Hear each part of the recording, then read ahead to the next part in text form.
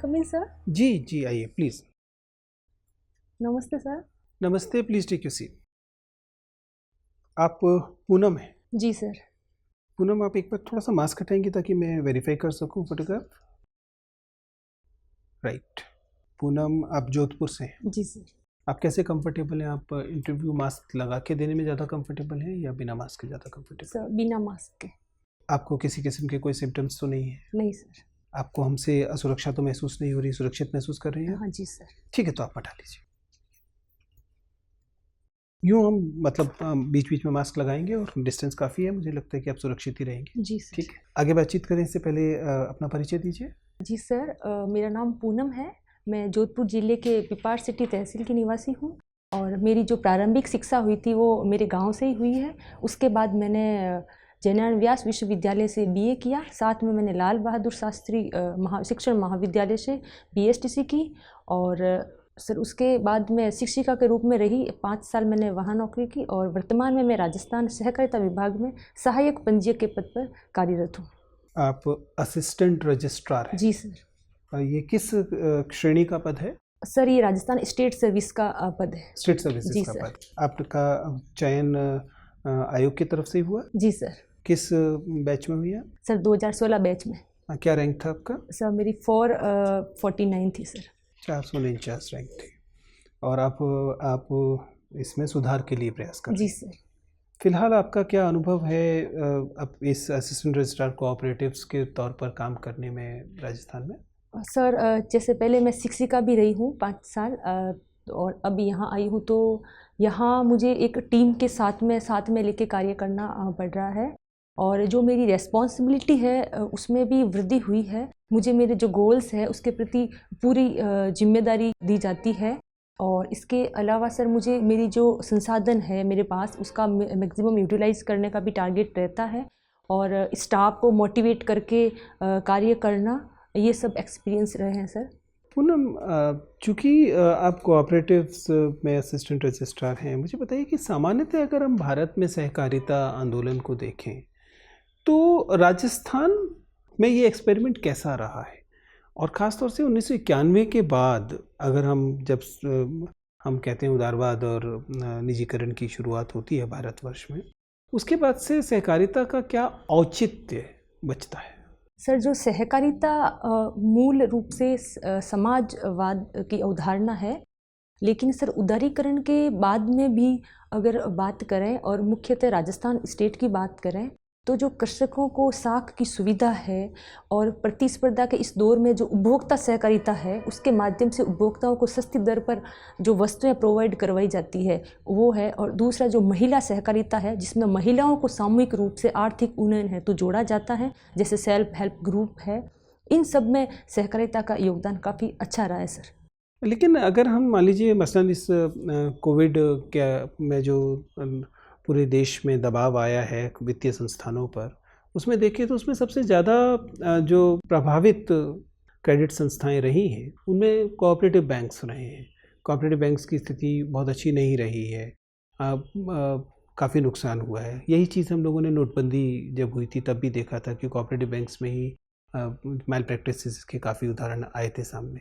आपको नहीं लगता कि हमारे यहाँ अधिकांश मामलों में, ख़ासतौर से वित्तीय मामलों में, कोऑपरेटिव्स ने निराश किया है? जी सर कोऑपरेटिव्स जो बैंक है उसमें एनपीए की भी एक समस्या है और नोटबंदी के दौरान जो आप कह रहे हैं नोट बदले और ऐसे कुछ आए थे सामने सर, लेकिन जो साख है अंतिम व्यक्ति तक, किसान तक जो पहुंचती है वो कोऑपरेटिव डिपार्टमेंट के माध्यम से बहुत अच्छी तरीके से जा रही है। हालांकि एनपीए में जैसे अभी 49% कोऑपरेटिव बैंकों का एनपीए है।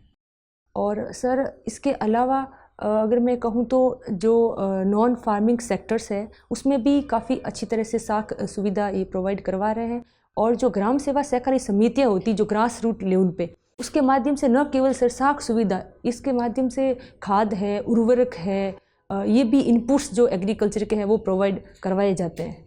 तो सर इसका प्रभाव है जो सकारात्मक रहा है। आप शिक्षिका भी रही हैं और आपने एक महत्वपूर्ण जगह से इसका प्रशिक्षण भी प्राप्त किया था। अगर मैं आपसे अधिगम सिद्धांतों पे बात करना चाहूँ तो आपको सबसे प्रिय अधिगम सिद्धांत किस मनोवैज्ञानिक का लगता है? Learning theory? जी सर। सर मैं अभी उसको अच्छे से रिकॉल नहीं कर पाऊंगी लर्निंग थ्योरी। चलिए विशेष थ्योरी की बात नहीं करते, कंडीशनिंग अनुबंधन जो है वो क्या होता है? सॉरी सर, क्षमा चाहती हूँ।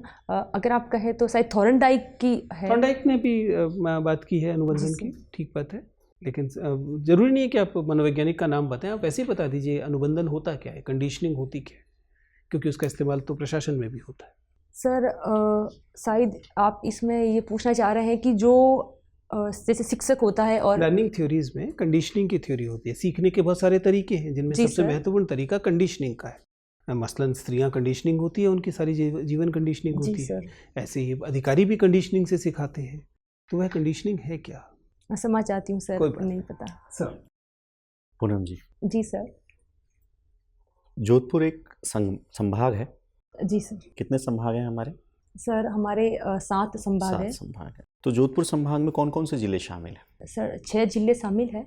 जोधपुर, पाली, बाड़मेर, जैसलमेर, सिरोही और जालोर। Jalore, very good. एक बजट के अगर हम देखें तो इस बार का बजट जो माननीय मुख्यमंत्री जी ने दिया है हमें, उसमें एक संकल्पों की बात की गई है। जी सर। 7 संकल्प दिए हैं। जी सर। कोई 2 संकल्प बता दीजिए। सर क्षमा चाहती हूँ, अभी मैं याद नहीं कर पा रही हूँ। अच्छा, बजट नहीं बढ़ा आपने। जी सर। ठीक है। जोधपुर में एक फोर्ट है, जी सर। मेहरानगढ़ फोर्ट। कहते हैं कि मेहरानगढ़ फोर्ट जब बना तो बन नहीं पा रहा था, किसी की बलि दी गई थी, सुना होगा आपने। जी सर। तो ऐसा क्या कारण है कि जोधपुर में अकाल की स्थिति रहती है और फिर एक व्यक्ति की बलि दी जाती है तब फोर्ट बनता है?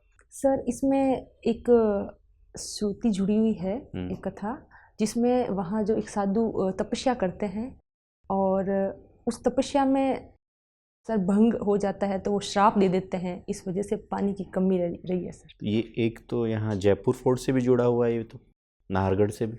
यहाँ एक साधु नाहर सिंह भोमिया थे।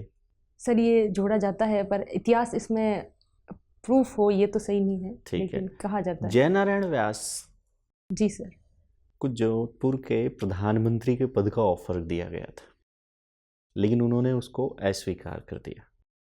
उसके पीछे रीज़न क्या था? सर जो जयनारायण व्यास जी थे वो जोधपुर के मुख्यमंत्री तो रहे थे सर प्रजामंडल के दौरान। अच्छा सर प्रधानमंत्री का मुझे ध्यान नहीं है। ठीक है, वो आपने बात की तो बताइए कि जोधपुर का एकीकरण में जब हो रहा है हमारे राजस्थान में, एकीकरण के कौन से चरण में जोधपुर का विलय किया गया और जोधपुर के शासक कौन थे उस समय? सर उस समय जोधपुर के शासक थे महाराजा हनुमंत सिंह जी और चौथे चरण में वृहत राजस्थान के दौरान इसको शामिल किया गया। राजस्थान में, ठीक है।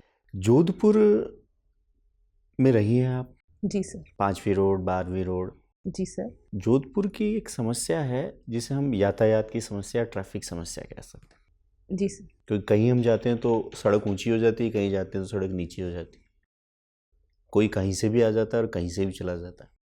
आप 2 सुझाव दीजिए कि जोधपुर की यातायात व्यवस्था को आप सुचारू रूप से चला सकें।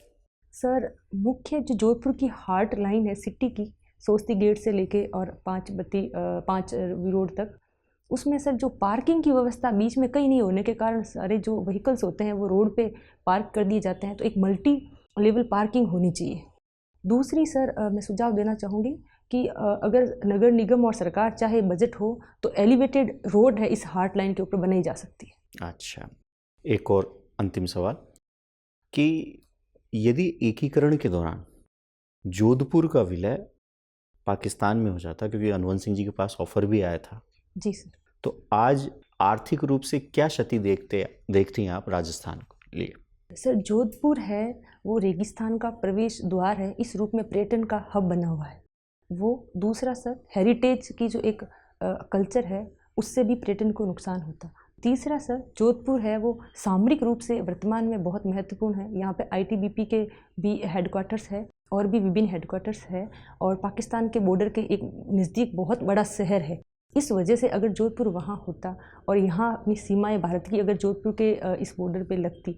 दूसरा सर जोधपुर जो धौलपुर के साथ मिलके भी एक कॉरिडोर पूरा पाकिस्तान में मिलाने की प्लानिंग कर रहा था, तो राजस्थान के एकीकरण में कहीं बहुत बड़ी समस्या आती और वर्तमान में सामरिक रूप से तो समस्या स्ट्रेटेजिक बहुत महत्वपूर्ण रहती है। ठीक है, thank you sir. Poonam ji, जी सर। आप नागौर से जुड़े हुए हैं काफ़ी समय से, तो नागौर में और जोधपुर में क्या समानताएं देखती हैं आप?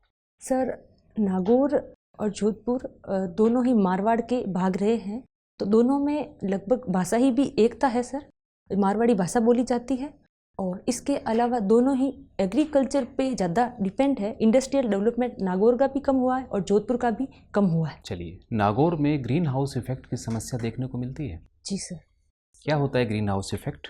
सर, ग्रीन हाउस इफेक्ट होता है जिसमें हरित गृह प्रभाव। जी सर। सर, जो सूर्य से विकिरण आती है वो वापस पृथ्वी के द्वारा जो अवशोषित होती है उसकी तुलना में अगर ज़्यादा वापस जाके वातावरण में प्रदूषण के कारण रुक जाती है तो ग्लोबल वार्मिंग इसका इफेक्ट के रूप में आता है और जो नुकसानदेह है। मैं ग्रीन हाउस इफेक्ट पूछ रहा हूँ आपसे, सॉरी सर। ग्लोबल वार्मिंग नहीं। जी sir. Sir, greenhouse effect एक वैज्ञानिक संकल्पना है जिसमें तापमान वृद्धि हो जाती है। तापमान वृद्धि हो जाती है। चलिए, मुझे ये बताइए कि वायरस पर किसी दवाई का प्रभाव नहीं होता है, ऐसा हम आम देखते हैं। यही कारण है कि कोरोना की दवाई अभी तक सुचारू रूप से हमें उपलब्ध नहीं हुई है। तो ऐसा क्या है कि वायरस के ऊपर कोई दवाई अपना प्रभाव नहीं दिखा पाती?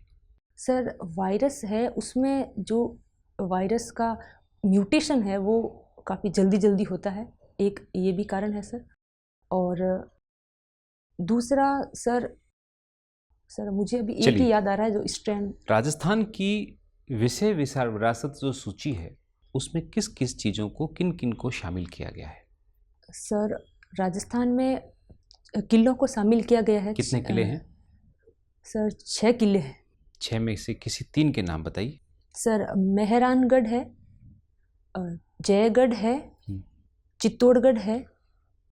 चलिए, और इसके अलावा और किन किन जगहों को शामिल किया गया है? इसके अलावा सर केवलादेव पक्षी अभ्यारण्य को शामिल किया गया है। ठीक है। चलिए, 500 के नोट पे आप किसका चित्र देखते हैं? सर, अशोक स्तंभ बना हुआ है। अच्छा, ठीक बात। बीए और एमए में समानता क्या है? सर, दोनों में उच्च शिक्षा का भाग है और दोनों में ए शामिल है ना? चलिए, ये बताइए कि कुंभलगढ़ जो है ये प्रस्तावित टाइगर रिजर्व है। कौन कौन सी परिस्थितियां हैं जो ऐसा करने के लिए यहाँ पर हम कार्य कर रहे हैं? जी सर। सर, कुंभलगढ़ में एक घना जो जंगल है उस वजह से भी ये अनुकूल है टाइगर रिजर्व के लिए। टाइगर को हिंदी में क्या कहते हैं हम? सर, चीता। चीता कहते हैं। चीता कहाँ कहाँ मिलता है विश्व में? चीता कहाँ मिलता है? जी सर। और बाघ कहाँ मिलता है? सर, जो एशियन टाइगर है वो गुजरात के प्रसिद्ध है, गिर वन के। सर, आप कुछ भ्रमित नहीं हो रही हैं? टाइगर, चीता, शेर में तीनों बताइए कौन कौन होते हैं। और प्रीलिम्स शेर क्या होता है, बाघ क्या होता है, और चीता आप कह रही थी। मैं कह रहा हूँ कि मान लीजिए आप लेपर्ड बताना चाहें तो लेपर्ड बता दीजिए, चीता बताना चाहें चीता बता दीजिए। तीनों में अंतर बताइए। जी सर। चीता इटसेल्फ चीता है सर। वही चीता एक अलग ही, लेपर्ड अलग है। भारत में तो मिलेगा भी नहीं, पर कोई नहीं, बताइए। सर, माफ़ी चाहती हूँ, मैं एग्जैक्ट नहीं बता पाऊँ। आपके प्रीलिम्स में क्वेश्चन भी था इस बार का ही, आपके आरएस में ये आरएस प्री में ही आया। रणथंबोर के लिए आपको बताया गया था। चलिए, खैर कोई बात नहीं। पूनम, मैं देख पा रहा हूँ कि मूलतः अपने अब तक जितने आपका जो एक्सपोजर है वो सारा का सारा लगता है केवल राजस्थान से है। इंटरनेशनल थोड़ा बहुत पढ़ रही हैं कि नहीं पढ़ रही हैं? जी सर, पढ़ रही हूँ। मुझे बताइए कि आर्मीनिया अजरबैजान के बीच परेशानी चल रही है। पहले तो बताइए नक्शे में है कहाँ, और उसके बाद बताइए कि इनकी समस्या, इनके बीच में इस समय अशांति क्यों? सर, ये रूस यूएसएसआर से अलग हुए देश हैं, मध्य एशियाई देश है सर। मध्य एशिया के थोड़ा उधर तुर्की के पास में है सर। किसके? तुर्की के पास। यानी रूस से। बताइए किस जगह एग्जैक्ट पोजीशन। ये एशिया में कि यूरोप में? सर, ये एशिया में है। दोनों देश एशिया में है सर। ठीक है। और नारगोन काराबाग को लेके दोनों के मध्य युद्ध हुआ था सर। और अभी उसमें अजरबैजान की पोजीशन अच्छी है क्योंकि सर उन्होंने जो ड्रोन का इस्तेमाल किया था जो तुर्की से उसको प्रोवाइड करवाए गए थे, उस वजह से वो काफ़ी अच्छी पोजीशन में रहा है सर। इस आपसी अशांति में धर्म की क्या भूमिका है? सर, इसमें जो तुर्की है वो अभी सुन्नी जो मुसलमान है उनका एक तरह से लीडर बनने की और है, तो वो अजरबैजान का सपोर्ट कर रहा है। और सर अर्मेनिया की और जो सपोर्ट कर रहे हैं वो है रशियन है। इस तरह से इतिहास के रूप में सर देखें तो उस तरह से इसको धर्म से जोड़ सकते हैं सर। चलिए खैर कोई बात नहीं। पूनम, अगर मान लीजिए हम भारत की राज व्यवस्था को देखें, भारत के संविधान को देखें, तो उसमें कई सारे मूल संविधान में कई सारे हिस्से ऐसे दिखते हैं जिन पर राजस्थान का प्रभाव था या जिन्होंने राजस्थान को बहुत प्रभावित किया। मसलन उदाहरण के लिए जैसे आप प्रिवी पर्स का संदर्भ देखें तो संविधान में प्रिवी पर्स के बारे में बताया गया था जिसका सीधा प्रभाव राजस्थान के रजवाड़ों पर था। ऐसी और कौन कौन सी चीज़ें हैं जिनमें आप भारतीय संविधान और राजस्थान के बीच में उभयनिष्ठ बिंदु, कॉमन पॉइंट्स देखते हैं? राजस्थान ने क्या दिया हमारे संविधान को? सर राजस्थान में जैसे हेरिटेज कल्चर बहुत ज़्यादा है, पुरातात्विक स्तर, उस वजह से नीति निर्देशक तत्व है उसमें प्राकृतिक जो संसाधन है, हेरिटेज है, उनके संरक्षण की प्रावधान किया गया है। इसके अलावा सर राजस्थान जो एक सर विशेष, सर अभी मैं इतना ही याद कर पा रही हूँ। चलिए खैर कोई बात नहीं। जाते जाते बस आखिरी सवाल मुझे ये बता दीजिए कि आप तो जयपुर से भी लगातार आना जाना आपका रहता ही होगा? सर जी अभी ट्रेनिंग हुई थी, जयपुर में ही हुई थी। जयपुर एक स्मार्ट सिटी है, जयपुर में क्या स्मार्टनेस दिखाई देती है आपको? सर जयपुर को जो बसावट है वो बहुत अच्छी लगती है मुझे। पूरे राजस्थान में नहीं, पूरे भारत में चंडीगढ़ और जयपुर दो की है, वो चतुर्भुजाकार है और प्रत्येक, इस वजह से यहाँ का जो आधारभूत संरचना है जैसे सड़क है उसका भी काफ़ी अच्छे से विकास हो रखा है, जो जोधपुर में जैसे हमारे ज़िले में नहीं है, अन्य ज़िलों में भी कम है। और इसके अलावा जो जयपुर सर एक राजधानी होने के कारण भी काफ़ी और सुविधाएँ भी हैं सर। ठीक है पूनम, मुझे आपसे बात करके अच्छा लगा। आपका इंटरव्यू समाप्त होता है, आप जा सकते हैं। जी सर, थैंक यू।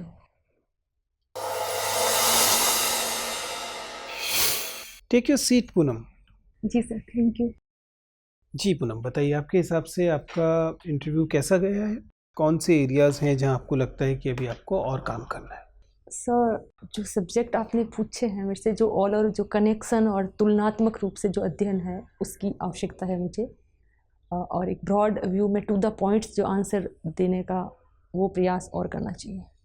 देखिए पूनम, यू बीन थ्रू मिल, आप पहले एक बार चयनित हो चुकी हैं तो आप उस पूरी प्रक्रिया से, उस पूरे मशीनरी से गुजर चुकी हैं, ठीक है ना? तो आपको अनुमान है, आप पहले से एक सिटिंग अधिकारी हैं, तो आप अपने खुद का भी विश्लेषण कर सकती हैं कि किन किन जगहों पर अभी चीज़ों की ज़रूरत है। सामान्यतः बोर्ड मेंबर्स आपको लेकर उत्साहित होंगे। आप पहले से सिलेक्टेड कैंडिडेट हैं, एक काम कर रही अधिकारी हैं, तो स्वाभाविक है कि आप उस पूरी मशीनरी को जानती हैं। इस वजह से बोर्ड मेंबर्स को मालूम है कि आपको अडेप्ट करने में ज़्यादा परेशानी नहीं होगी। एक तरह से एक स्थानांतरण जैसी चीज़ होगी, बजाय कोई एकदम नए व्यक्ति को लेकर और उसके बारे में ज़्यादा चिंता करना कि वो अडेप्ट हो पाएगा या नहीं हो पाएगा, तो वो परेशानी आपके साथ नहीं है। आप पहले टीचर भी रह चुकी हैं, तो एक सेंस में आपके पास एक अच्छे कम्युनिकेशन स्किल्स सामान्यतः हैं। यद्यपि मुझे हैरानी हुई, मैंने कभी किसी शिक्षिका को इतना धीमे बोलते नहीं सुना है। नॉर्मली जब आप क्लास को एड्रेस कर रहे होते हैं तो आपके पास 15, 20, 25 बच्चे कम से कम होंगे, ज़्यादा भी हो सकते हैं, तो आवाज़ पीछे तक पहुंचनी चाहिए। यहाँ पर आज आपकी आवाज़ मुझे सामान्य अपेक्षा से मुझे थोड़ी सी धीमी दिखाई दी। तो वॉल्यूम, स्पीड नहीं, वॉल्यूम थोड़ा सा अगर आप उठा सकें तो अच्छा रहेगा, ठीक है? वो आपके कम्युनिकेशन को इम्प्रूव करेगा। सिटिंग पोस्चर अच्छा है, hand movement by and large restricted है, आई कांटेक्ट अच्छा है, फ्लो अच्छा है, वोकैबुलरी सामान्यतः ठीक है, एक आध शब्द के उच्चारण के साथ परेशानी होती है, लेकिन ठीक है, वो थोड़ा बहुत क्षेत्रीय प्रभाव रहेगा ही, होना भी चाहिए, बिना उसके कैसे काम चलेगा। तो सामान्यतः कम्युनिकेशन एरिया में परेशानी नहीं है। विश्लेषण और स्ट्रक्चर ऑफ आंसर, उत्तरों का ढांचा, उसे लेकर मुझे कभी कभी ऐसा लगता है जब आप प्रश्न का आपसे पूछा जाता है तो आप अपना उत्तर प्रारंभ कर देती हैं, जबकि अभी तक आपने अपने मस्तिष्क में उसकी एक संरचना तय नहीं की होती, ठीक है ना? स्ट्रक्चर नहीं तय किया हुआ था। सामान्यतः 1 सेकंड फालतू ले सकती हैं, 2-1.5 सेकंड फालतू ले सकती हैं उत्तर शुरू करने में, लेकिन कोशिश कीजिए कि ऐसा न लगे कि आप उत्तर बोलते समय भी दिमाग में अभी संरचना तय कर रही है, ठीक है जी सर। तो आप समझ पा रही हैं मैं क्या जी कह रहा हूं? सर। तो नॉर्मली आसान तरीका होता है, अगर विश्लेषणात्मक उत्तर है तो कम से कम 3 पॉइंट सोच लीजिए और उन्हें महत्व के घटते क्रम में प्रस्तुत कर दीजिए। जी और सर। ये सब बेस्ट आंसर होता है जब आप कहते हैं सर इसके मैं 3 कारण देखती हूँ, आपने पहले से बता जी दिया। जी सर। मैं 3 कारण देखती हूँ, 1 2 3, मैं इसके 3 प्रभाव देखती हूँ, जी 1 sir. 2 3। That is the best way of delivering answer, because it क्या बताता है, ये बताता है कि आप व्यवस्थित बोल रही हैं, आपने इतनी जल्दी दिमाग में इसकी एक का ढांचा तैयार कर लिया और आप एक ब्रॉडर पिक्चर देख पा रही हैं। अब आप क्या करती हैं, आप उत्तर शुरू कर देती हैं, उसका वह एक हिस्सा शुरू कर देती हैं और दिमाग का एक हिस्सा लगता है उस समय कि अभी आप दिमाग में चर्निंग चल रही है, जी सर। तो उसको आप थोड़ा सा इम्प्रूव कर सकती हैं। थोड़ा सा एजुकेशन थोड़ा सा रिवाइज कर लीजिएगा, ठीक है ना। बाकी चीज़ें ठीक है, I am sure you will do very very good. Thank All the you, best. Thank you so much sir, thank you sir, thank you.